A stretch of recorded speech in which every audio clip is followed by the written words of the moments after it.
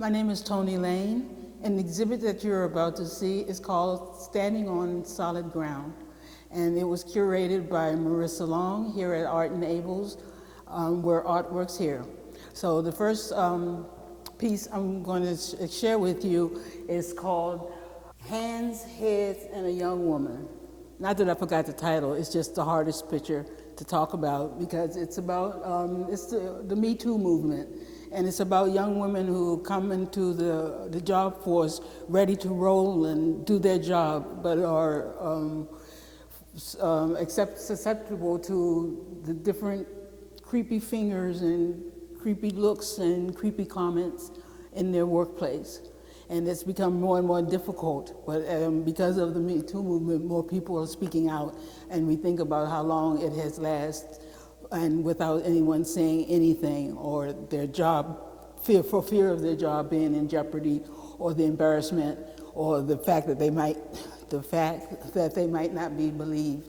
So I felt that I could represent this with the symbol of a young lady and the creepiness of the hands and the faces and the smears that people, and it's not just men, so I'm not just talking about men, just that type of inappropriate behavior that you deal with at the workplace.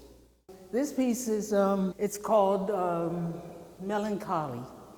And melancholy usually means the blues. You know, we have all had them at some times, but sometimes people can have them more than others and don't have a way to get out of the blues.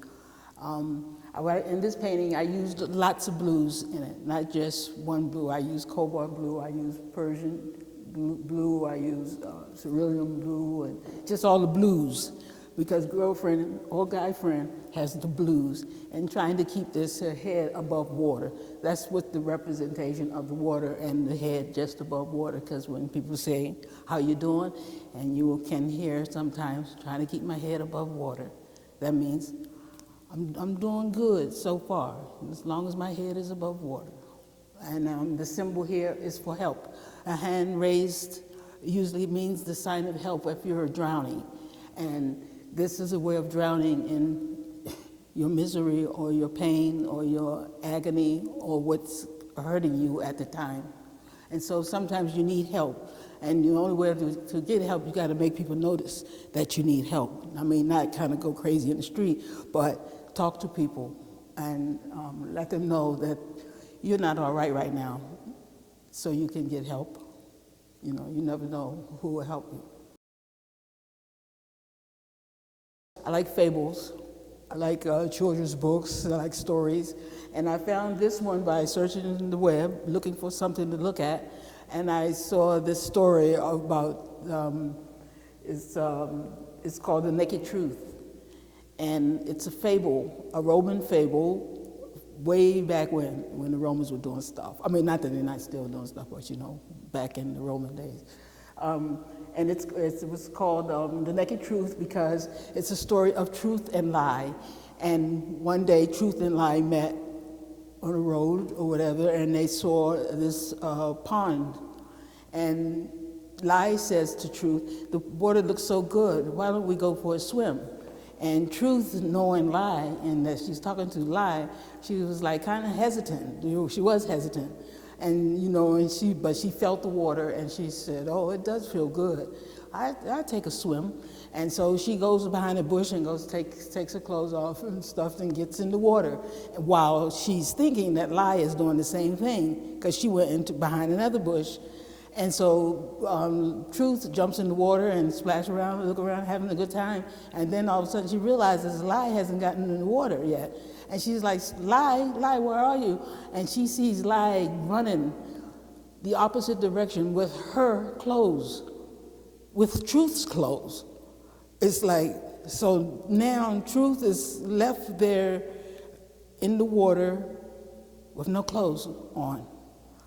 So the whole story is about truth and lie. It's called The Naked Truth because she was trying to explain herself, explain that she was the real truth. She was the truth. And the one that's running around with her clothes on, lie, is dressed in her clothes, and people think she's the truth because she's dressed in truth's clothes, which we meet a lot of people dressed in truth clothes but be spitting lies. And that's what Truth tries to explain to people, that she is the real truth. And the one that's dressed in her clothes is a lie, even though she's looking like her. So Truth goes around, spends lots of times looking for lies so she could get her clothes back. But until then, because you might ask, why didn't she wear Lie's clothes since Lie had left them there? And she was like, no way. I will not be caught in Lie's clothes. I will go naked first.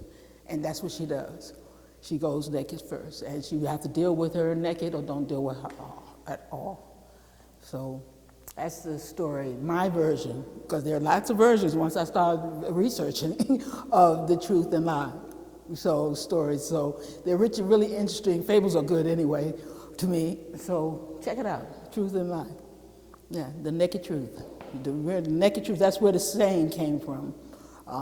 And that's what you want, the God honest, no bullshit at all, truth. This is me again.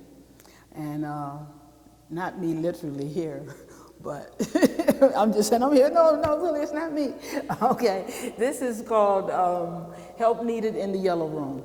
And if you could focus here in the mirror is the yellow room. And yellow is a representation in my head of kind of depressing. It can be a very depressing thing. Even though the sun is yellow or looks yellow, and yellow things is nice and flowers and stuff, but yellow can be a depressing color, especially when it starts to get dull, And this is a person who's, again, asking for help. She's in a blue room. And what I say about the blues, they're melancholy feeling.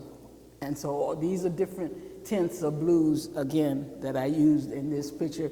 And below that, and within the water, are pill bottles, which a lot of people with blues are very familiar with. And again, she's needing help because this is what she's feeling like, but this is what she is, a very depressed person in a yellow room. And someone's there. It's always someone sometimes there to help you or to notice something's not right. And this here scene looks as though there's a neighbor realizing that something's not right with her neighbor. And she gets help. This one is another depressing story, and I talk about it because it's an issue that's worldwide, but here in the United States there are a lot of issues of abuse, spousal abuse, and when I say spousal abuse, I don't just mean men causing the abuse. It can be women too, or it could be not a spouse, it could be someone in the family, like a brother or nephew or niece or, So this one, is called maltraite. And maltraite is treated badly. And that's in French, that's what it is. It's called treated badly.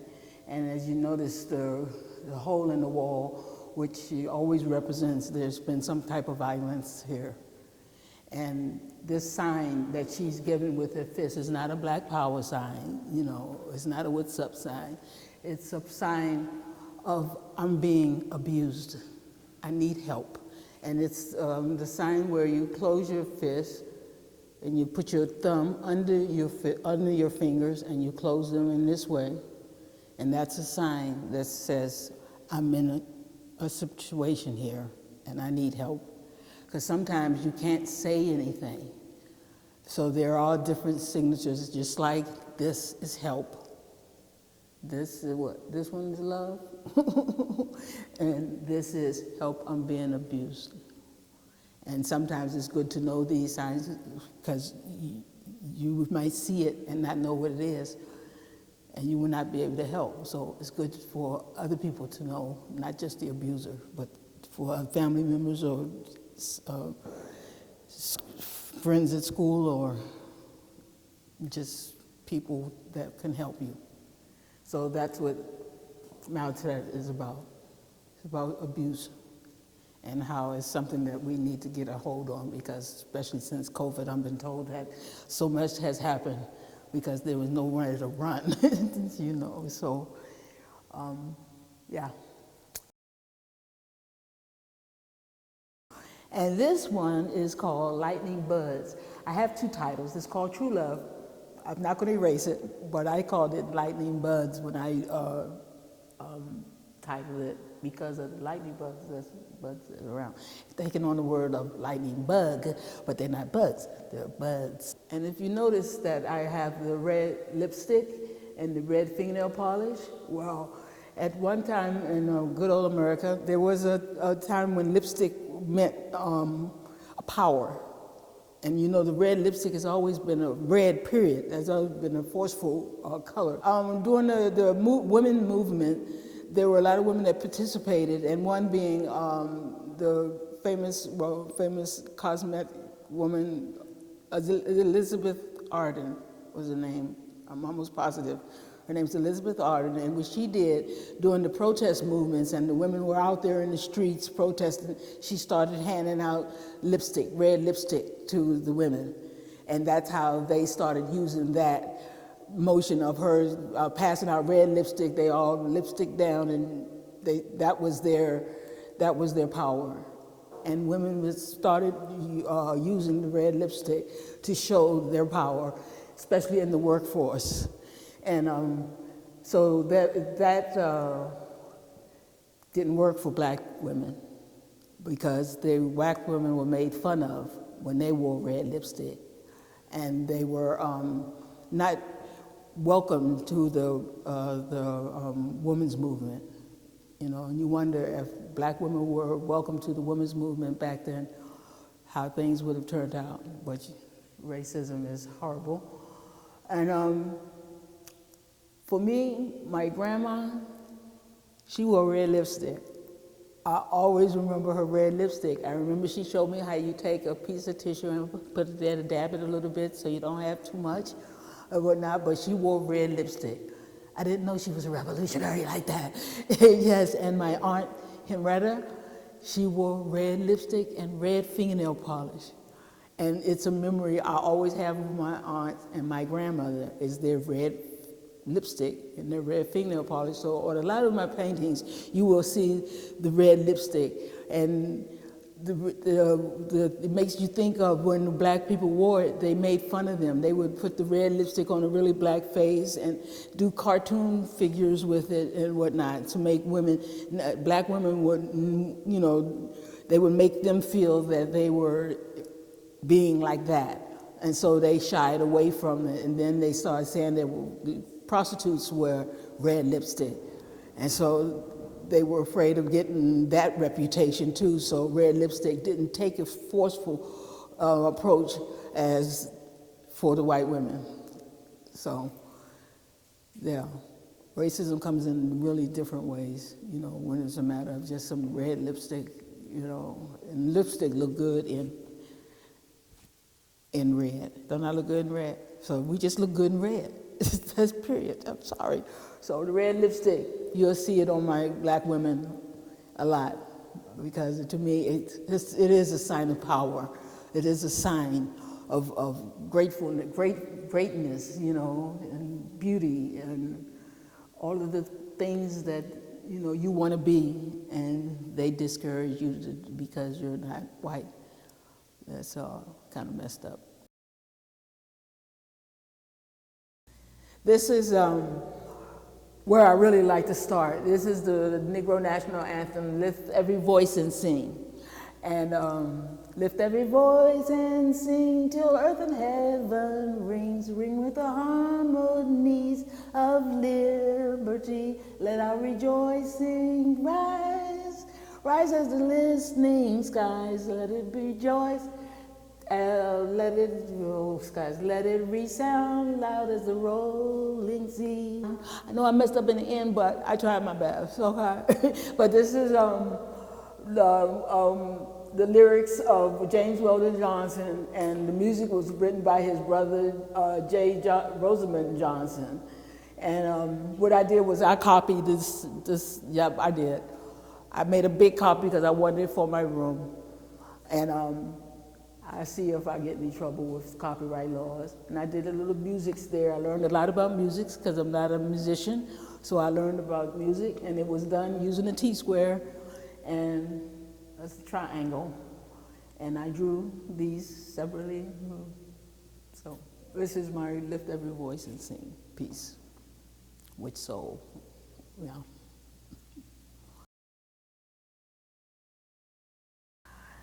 This one is called Grandma's Hands, and I don't think it needs a whole bunch of explanation. If you got a grandma or a grandma, but my grandma, I remember her hands when she come to visit.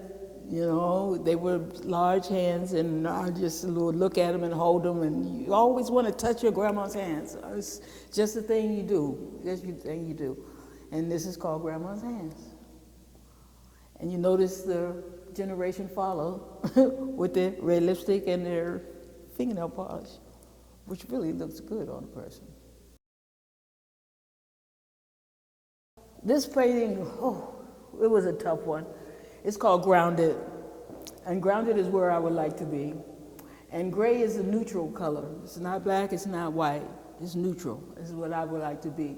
And I would like to be standing on solid ground, which is a wood floor. Wood is solid. And time, I want to be where time isn't that important.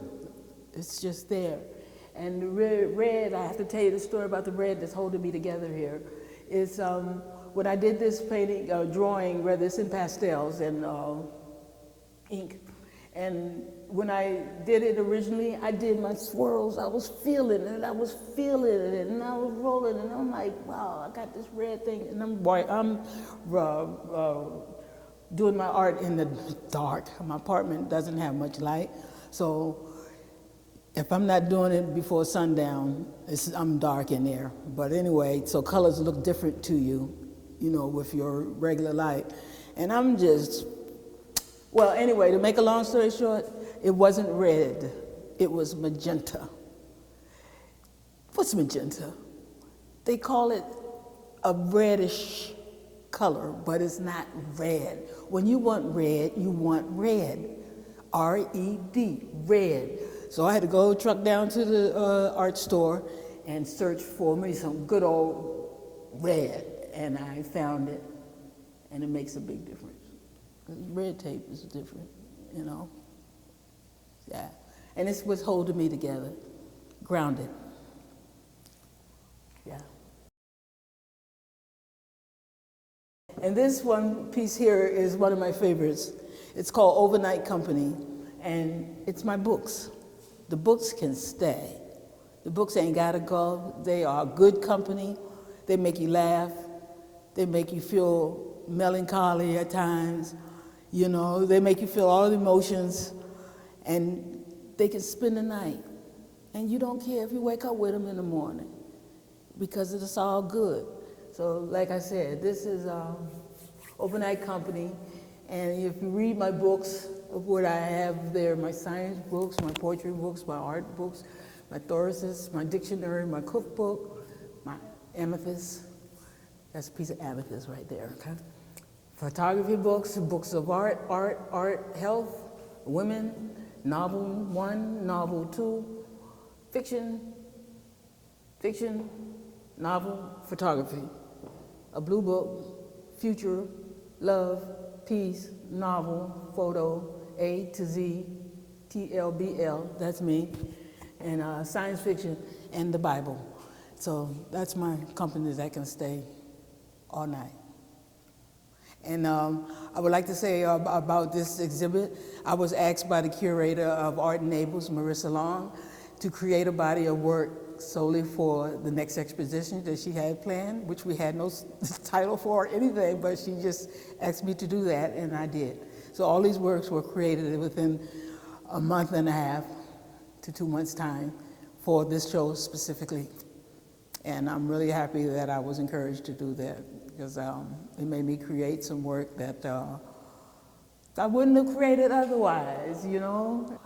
These hands here were in my sketch, and Marissa thought they were cool. And so she said, you know, why not add them to the exhibit? And so that's how the hands rose we cut them out of, we did some silhouettes of the hands and painted them black, and there they are. And then I put them on my mistake Bristol paper that cost like $7, $8, $9 a piece. So I had to do something with them. So I used them to create the hands. This is nice Bristol paper that's cut up in hands, saying help me and saying thank you very much and saying bye-bye.